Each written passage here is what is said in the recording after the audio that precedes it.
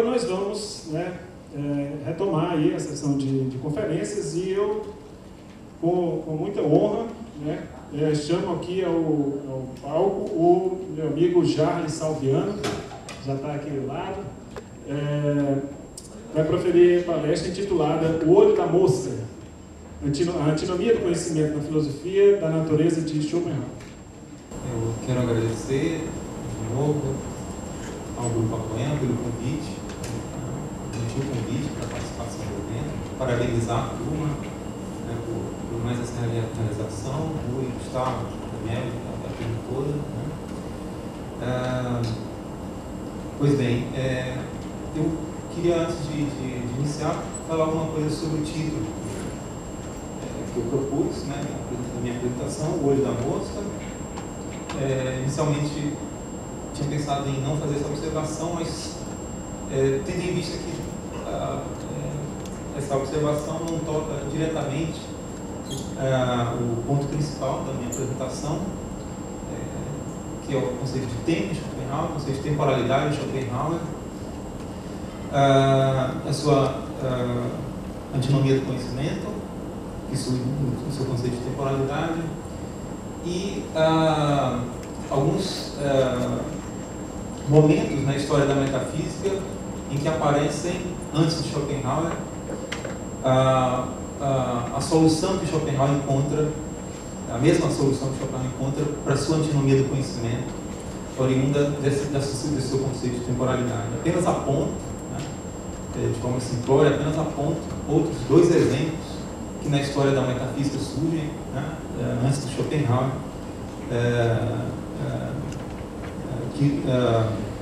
em que se repetem essa solução da antinomia que eu vou apresentar. No entanto, enfim, um conjunto de coincidências que foram se formando, que originaram esse título, né, num certo momento ganhou algumas coincidências que têm a ver com a própria história do colóquio de Schopenhauer de Fortaleza. Tem a ver com os membros da Poena, tem a ver com a carona que o Rui me deu hoje, de manhã. Enfim, então eu achei interessante fazer essa observação.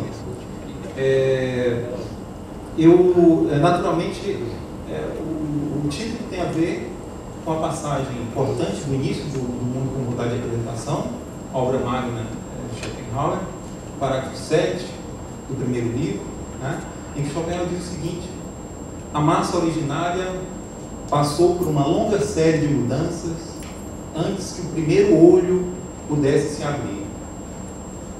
E, no entanto, a existência daquele mundo inteiro permanece sempre dependente desse primeiro olho que se abriu. Tenha ele pertencido até mesmo a um inseto. Fim da citação. Bom, a questão é que o Schopenhauer fala de inseto, somente de inseto, não fala de mosca. Aliás, a mosca não aparece com vontade de apresentação. A questão, então, é como é que essa mosca foi parar na sopa, né? Bom, poderia ser qualquer outro inseto, né? Um muriçoca, um gafanhoto, ou um escaravelho qualquer. Tem um que tem um nome muito sugestivo que eu gosto muito, mas não ficaria bem o título, rola-bosta, né? O olho do rola-bosta não ficaria bem. Só que quando o Gustavo me pediu o título da apresentação, eu estava relendo o romance A Náusea, do Sartre, né? Principalmente na passagem que me deixou muito impressionado, em que o protagonista, o Antoine Roquentin, esmaga uma mosca numa toalha de mesa, de papel, né? E daí surgiu a ideia do olho da mosca. Não aparece a mosca em Todo Mundo com Vontade de Apresentação. Há textos depois que o Schopenhauer fala, de Depois de um Mundo, que ele fala de mosca, mas nenhum dessas aparições da mosca na obra publicada do Schopenhauer tem a ver com essa passagem que eu vou analisar, tá? Com esse conceito de temporalidade que eu vou analisar com vocês. No entanto, vejam, hoje de manhã o Rui alertou, né, ele que está já trabalhando com os postos de Schopenhauer, coisa que não faço ainda, né? Até já surgiu a ideia, enfim, de traduzirmos postos, claro que ele não tem o peso na filosofia de Schopenhauer como tem Nietzsche, por exemplo, né? Mas lá nos postos, por exemplo, o Chapéu usa o termo o olho da mosca, né? Para agradecer por Rui, para esse alerta. Mas no mundo ele só usa o termo, então, o olho do inseto. Né? O primeiro olho do inseto poderia ter dado origem a todo o universo. Bom, pois bem, eu vou só citar a passagem da náusea do Sartre, para vocês entenderem o que eu estou falando. No momento do romance, o protagonista diz o seguinte, em que ele chega ao ápice da sua angústia existencial, né? Ele diz o seguinte: há um círculo de sol sobre a toalha de mesa de papel. No círculo, uma mosca se arrasta, entorpecida, aquece-se e esfrega suas patas dianteiras uma na outra. Eu lhe prestarei o serviço de esmagá-la. Ela não vê surgir esse indicador gigante, cujos pelos dourados brilham ao sol. Não a mate, Monsieur, grita o autodidata, o amigo do Roquentin, o protagonista. Ela estoura, ou como a gente diz lá na Bahia, ela poca. Suas pequenas tripas brancas saem de seu ventre. Eu a livrei da existência. Disse eu secamente ao autodidata: era um serviço a lhe prestar. Ponto. Bom, essa angustiante figura do Roquentin me lembrou também um outro personagem da literatura francesa, né, de um conto intitulado O Orla, do Ville de Maupassant. Né? Eu li esse conto numa tradução do Tomás Brum, né, que esteve no segundo colóquio, então eu presumo que já é bem conhecido do público, né, cianense. E nessa ocasião em que eu formulava o título, né, eu sabia que encontraria com o Tomás Brum em algumas semanas no Nampov. Né? Eu acredito que a palestra do Tomás Brum no segundo colóquio, que saiu publicado agora na coletânea do Apoena, que foi o lançamento hoje, né, tenha sido, na ocasião, então, a menina dos olhos daquele encontro, tendo em vista que ele foi orientando do Clément Housset, e a temática do segundo encontro era sobre a interpretação do Clément Housset sobre Schopenhauer. Né? Enfim. Bom, encontrei com o Tomás em Curitiba, mas não falamos da relação entre Schopenhauer e Sartre, apenas da relação entre Sartre e o Maupassant. Né? Mas no penúltimo dia da Ampof, encontrei com um amigo, Daniel Carvalho, né, que me presenteou com a coletânea desse segundo encontro, né, em que eu pude, então, ter acesso aos textos, às falas da época, eu não conhecia, não tive no segundo encontro, e o artigo do Tomás era o primeiro artigo, né, e, para minha surpresa, fala justamente da relação, principalmente da relação de Schopenhauer e Sartre. Tá? E, em especial, do romance A Náusea. Nessa ocasião, então, já tinha passado o título, né, que tinha essa inspiração sartriana. Né? Bom,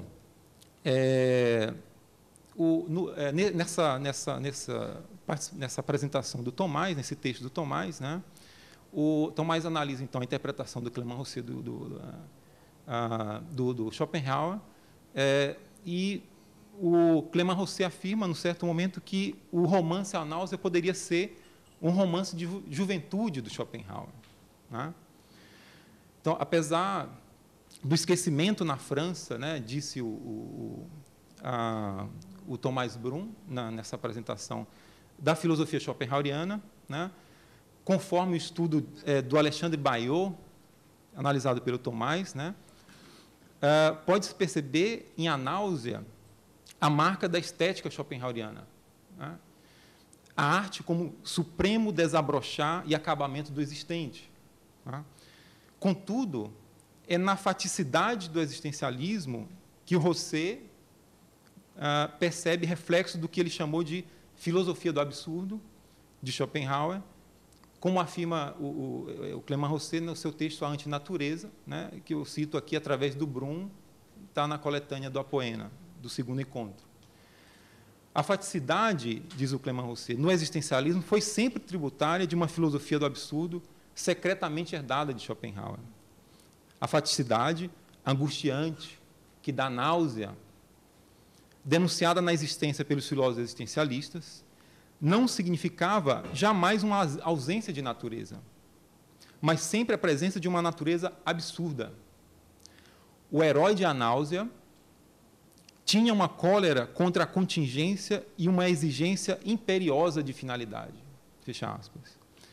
Bom, em conclusão a esse introito, né, e para não dizermos que não há nenhuma reflexão filosófica sobre a mosca no Schopenhauer, né, há no capítulo dos Parega e Paralipome, na última obra publicada do Schopenhauer, no capítulo Alegorias, Parábolas e Fábulas, uma parábola da mosca. Tá?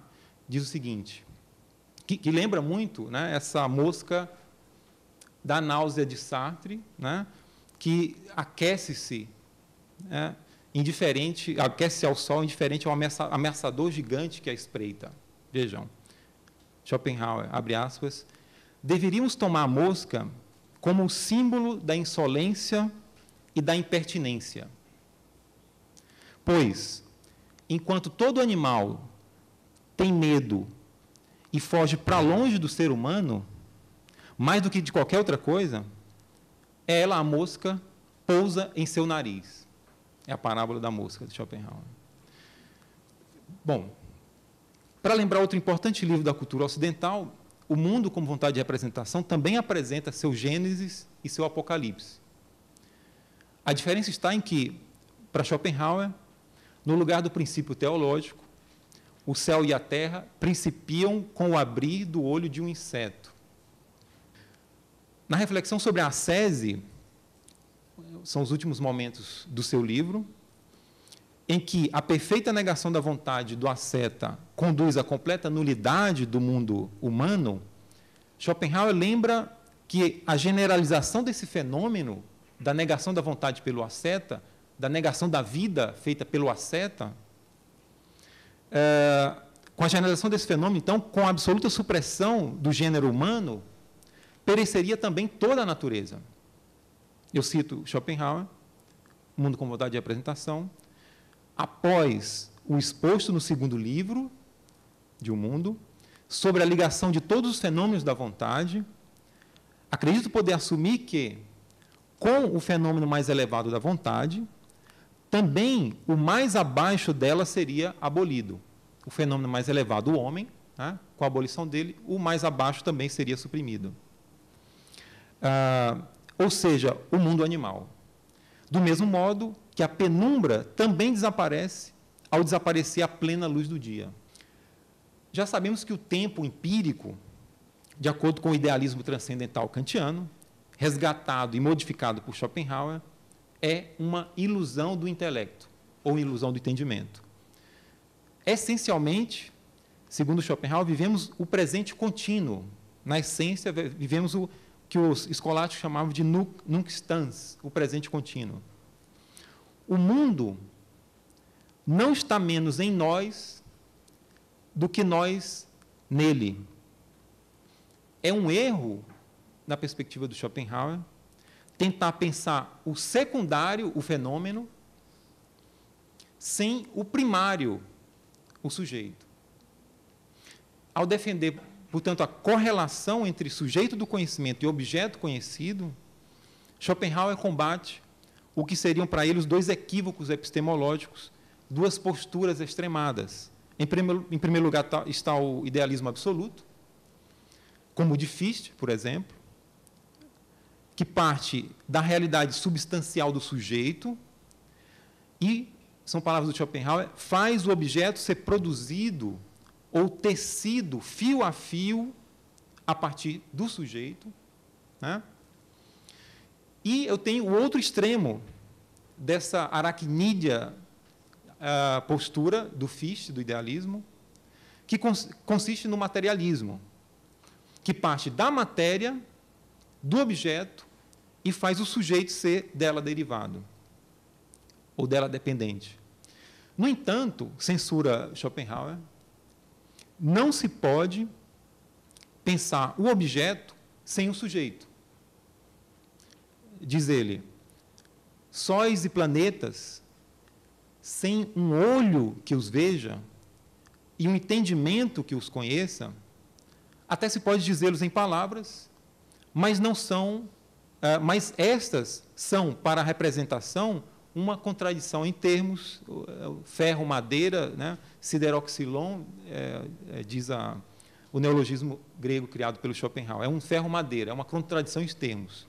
Não posso pensar, portanto, um mundo, um objeto, sem um olho, sem um entendimento que o perceba.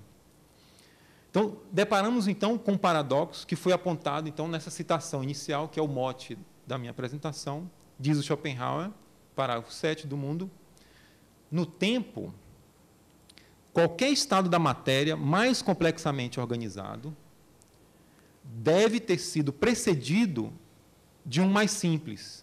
Vale dizer que os animais existiram antes dos homens, os peixes antes dos animais, as plantas antes destes, né? E o inorgânico antes de qualquer orgânico. Por consequência, a massa originária passou por uma longa série de mudanças antes que o primeiro olho pudesse se abrir. E, no entanto, a existência daquele mundo inteiro permanece sempre dependente desse primeiro olho que se abriu. Tenha ele pertencido até mesmo a um rola-bosta, desculpem, a um inseto. Fim da citação. Ou seja, não sei se perceberam a circularidade ou o paradoxo. Ao mesmo tempo em que o sujeito que conhece o mundo fenomênico, sensivelmente e intelectualmente, é um produto de uma série de causas materiais no tempo e no espaço que o engendraram, essa mesma matéria no tempo e no espaço, regida pelo princípio de causalidade, só existe para um sujeito cognoscente. E mais grave ainda de Schopenhauer, para um sujeito, no sujeito. Né?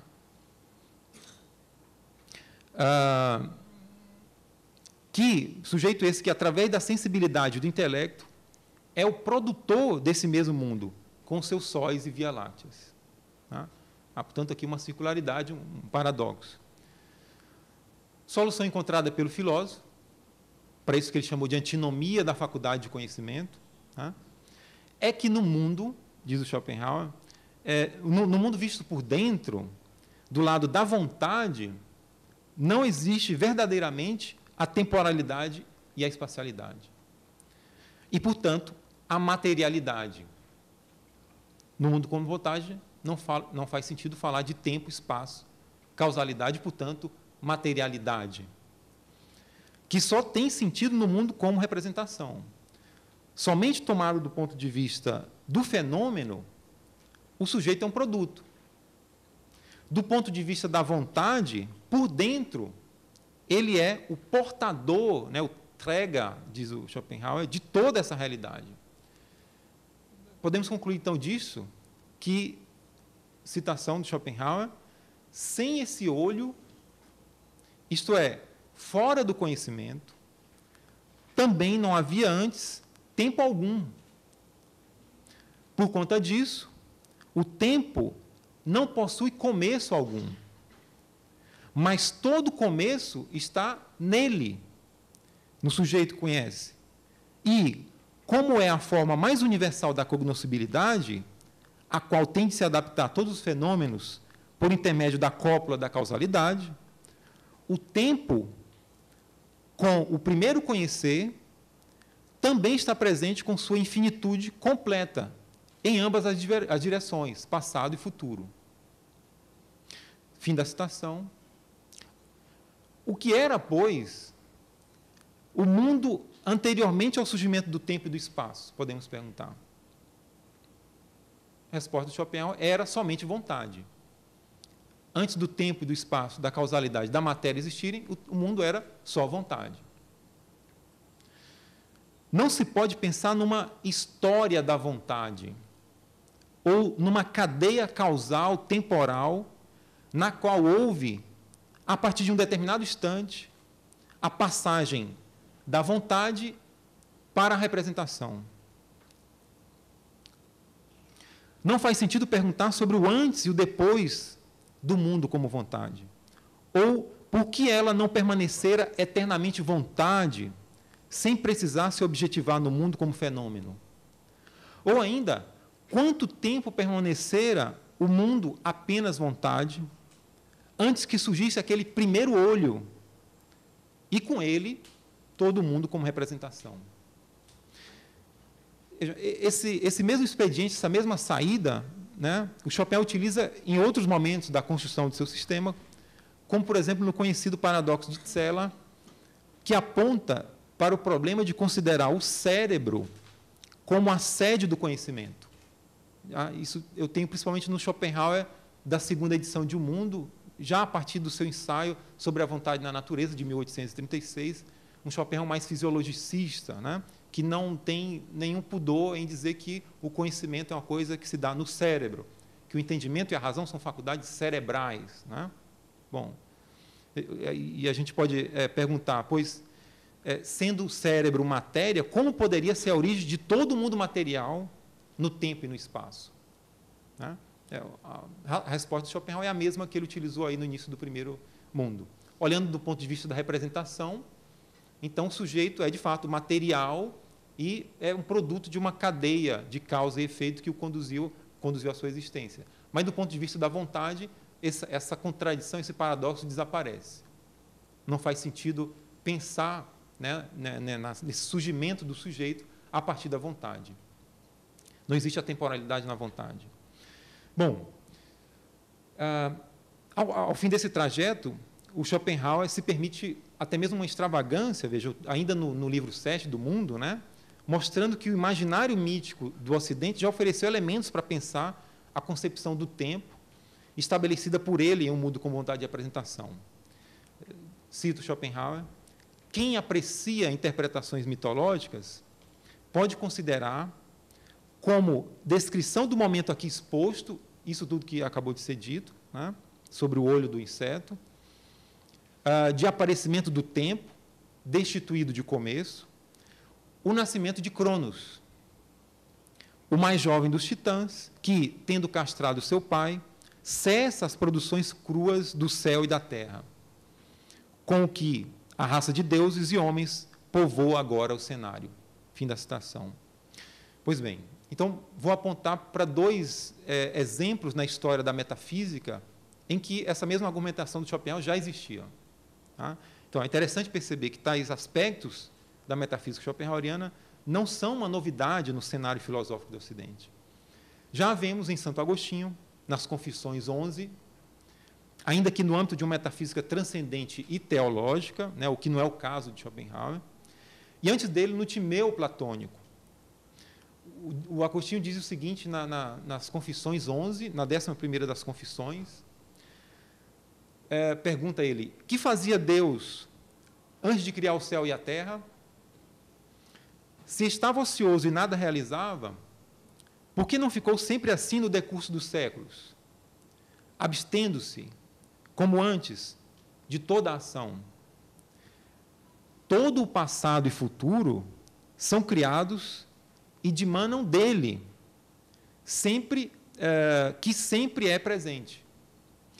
Como poderiam ter passado inumeráveis séculos se vós, Deus, diz o Santo Agostinho, que sois o autor e criador de todos os séculos, ainda não os tinhas criado? Fim da citação. Até mesmo a origem subjetiva, né, tão peculiar ao idealismo alemão, em Schopenhauer também, né, é antecipada pelo Santo Agostinho nessa 11ª das Confissões. Ele diz: em ti, ó meu espírito, meço os tempos. Essa expressão quer indicar justamente que o Santo Agostinho está antecipando essa ideia da subjetividade do tempo, que está no sujeito e não no objeto. O tradutor das Confissões que consultei, ele acrescenta o texto do Leblon, né, as Conversões de Santo Agostinho, em que ele diz o seguinte: é mérito de Santo Agostinho ter posto em relevo, de maneira definitiva, o caráter psicológico do tempo, o seu pertencer à consciência. Pois bem, por outro lado, o Timeu platônico obra que sucede imediatamente o seu diálogo mais importante, como sabemos, a República, apresenta essa mesma concepção de tempo que posteriormente reluzirá na Patrícia, com Agostinho, e na modernidade, com Schopenhauer. O Timeu é uma fantástica cosmogonia. Como a gente sabe, em que o demiurgo, o divino artesão, o criador e pai, como diz o Platão, poeta em caipátera, como um arquiteto geômetra, molda a realidade a partir do material caótico existente no princípio. Os elementos terra, água, fogo e ar, desprovidos inicialmente de toda forma ordenada, ganham a estrutura matemática, a simetria, a proporcionalidade e a harmonia que o Deus encontrará em sua inspiração nas ideias imortais e imutáveis, que lhe servem de modelo. Após a criação desse mundo fenomênico, os deuses olímpicos teriam sido incumbidos de criar os seres vivos que povoarão esse universo. Essa é a história do Timeu.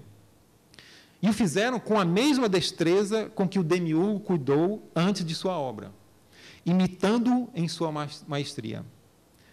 É impressionante a riqueza de detalhes da descrição da origem, composição e finalidade de cada parte do corpo humano feita por Platão. Então, para vocês que tiveram sempre a curiosidade de saber por que o osso do crânio, né, é revestido por uma pele, por uma fina camada de pele, enquanto que o osso do fêmur, da perna, é revestido por um monte de músculo e carne, nervos, então não podem deixar de ler o Timeu. Está lá a explicação. O astrônomo Timeu, principal personagem do diálogo, inicia o discurso sobre a origem do universo com a seguinte distinção: o que é aquilo que sempre é e não tem vir a ser, e aquilo que é vir a ser e jamais é. Questiona o Timeu logo no início do seu discurso. Diferentemente de Schopenhauer, para Platão, aquilo que sempre é aprendido pelo pensamento graças ao discurso racional. Sabemos que em Schopenhauer não é assim. O vir a ser, como sabemos, é para Platão objeto da opinião, da doxa, assenta-se no âmbito da probabilidade e necessita, o máximo possível, para ter alguma credibilidade, assemelhar-se às estáveis explicações da outra realidade. Por isso, o Platão, a todo instante no seu diálogo, enfatiza que todo o discurso que está se fazendo ali está no âmbito da probabilidade, porque é um discurso sobre o vir a ser, sobre a formação do vir a ser. O universo inteiro é um grande organismo no pensamento platônico, completo, perfeitamente ordenado e harmônico, e imita as formas arquetípicas do mundo das ideias. E por que esse divino construtor construiu o vir a ser e o universo? É que, diz o Platão, cito, ele era bom. E aquele que é bom jamais se mostra malevolente com coisa alguma. E sendo desprovido de malevolência, ele desejou que tudo fosse o mais semelhante possível a ele. Fim da citação.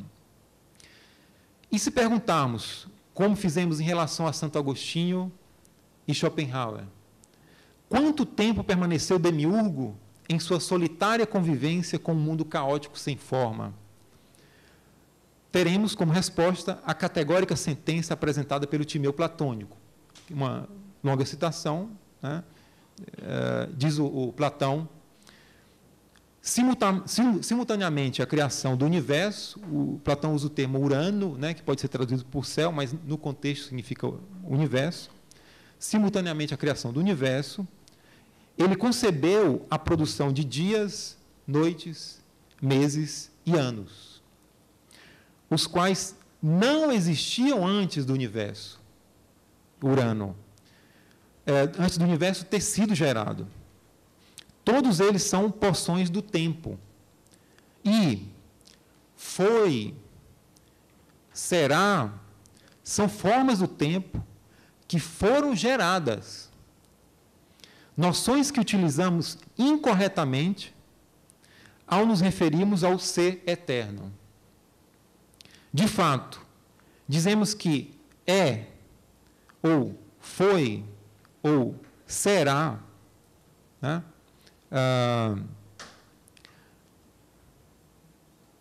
Me perdi no tempo, só um instante.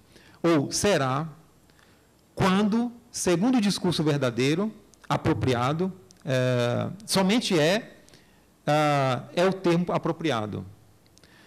Foi e será, por outro lado, são termos de uso apropriado no vir a ser, que flui no tempo, visto que ambos são movimentos.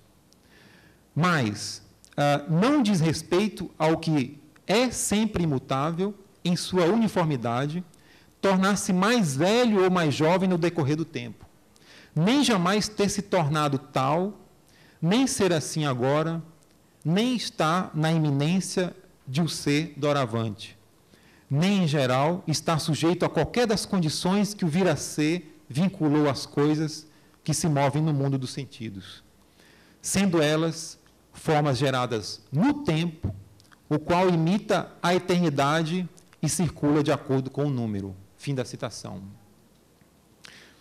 Contudo, contrário a Agostinho e Schopenhauer, Platão defendia a origem objetiva da noção de tempo.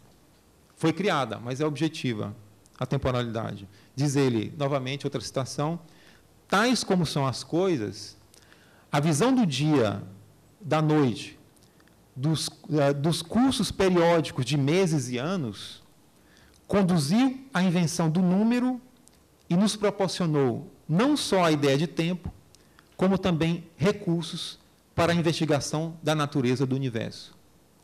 Justamente essa noção de tempo objetiva que está no vir a ser, objetiva, portanto, é que, por exemplo, nos dá a possibilidade de fazer filosofia sobre essa realidade. Ao contrário do Schopenhauer, para quem a morte é a musa da filosofia. Bom, isso posto, talvez estejamos autorizados a julgar que Platão, Agostinho e Schopenhauer sonharam o mesmo sonho. Como dizia Voltaire, o destruidor de utopias, que escreveu um pequeno conto intitulado Sonho de Platão.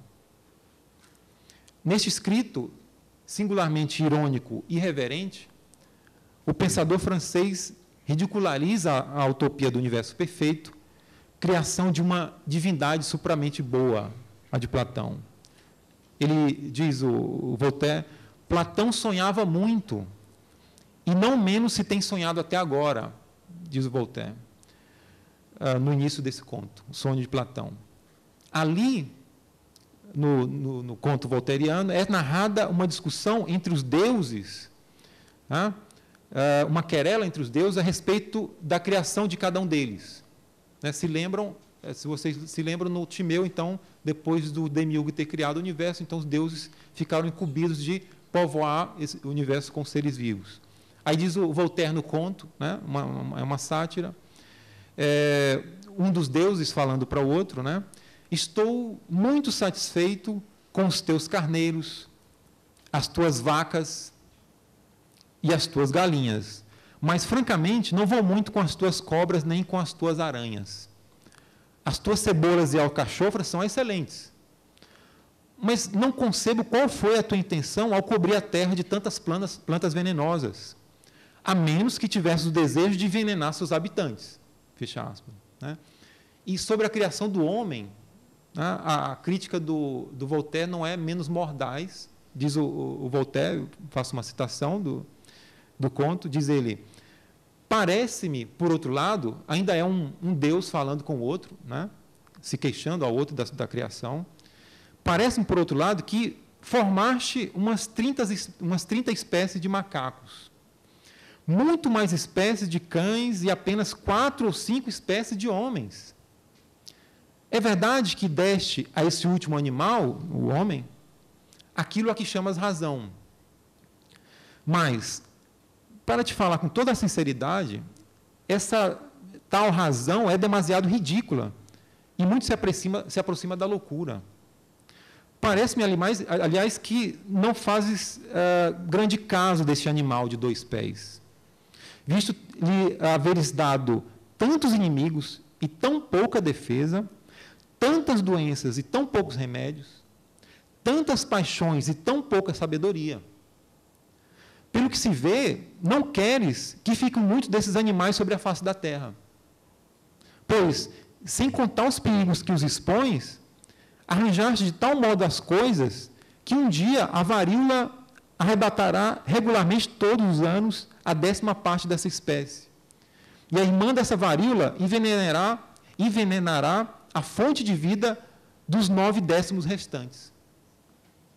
E, como se ainda não bastasse, fizeste de modo que metade dos sobreviventes se ocupará em demandas e a outra metade em matar-se. Eles, sem dúvida, muito te ficarão devendo. E fizeste, na verdade, uma bela obra. Fim da citação.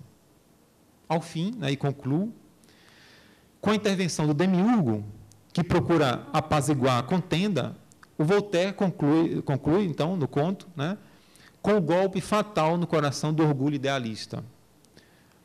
Diz o Voltaire, eis o que Platão ensinava aos discípulos. Quando parou de falar, um deles, dos discípulos, disse-lhe, e aí então vós acordastes. Fim da citação. Schopenhauer, que teve poucos discípulos, não encontrou nenhum que lhe apontasse para a irrealidade onírica do seu sonho metafísico. É só isso. Obrigado pela atenção.